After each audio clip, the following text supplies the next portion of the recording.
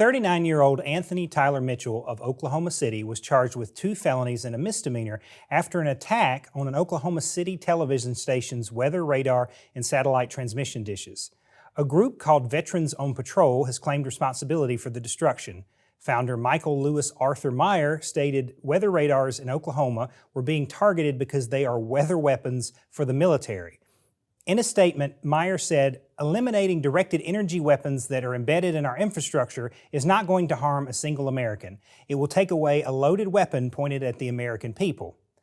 Meyer is no stranger to law enforcement or to organizations who track anti-government extremist groups. Before relocating to Oklahoma, Meyer resided in Arizona, where he founded Veterans on Patrol. The Southern Poverty Law Center describes VOP as an anti-government militia.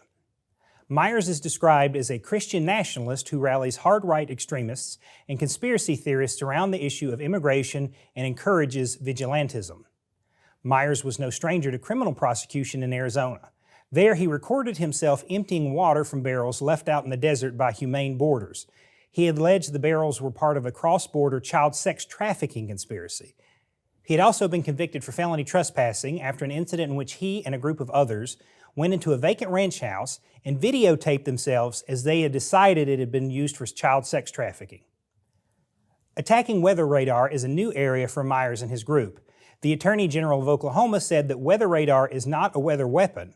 Radar technology is vitally important and saves the lives of countless Oklahomians every year.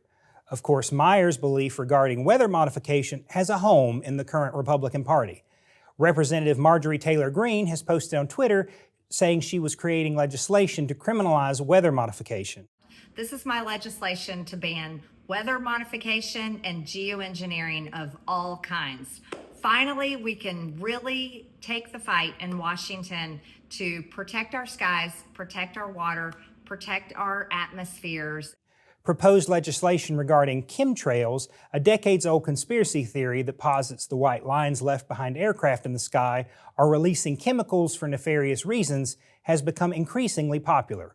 More than a dozen states have enacted some form of legislation, only proving further the migration of misinformation from social media into legislation. Perhaps legislatures will be interested to know that King Xerxes of Persia had the sea whipped 300 times for destroying a pontoon bridge.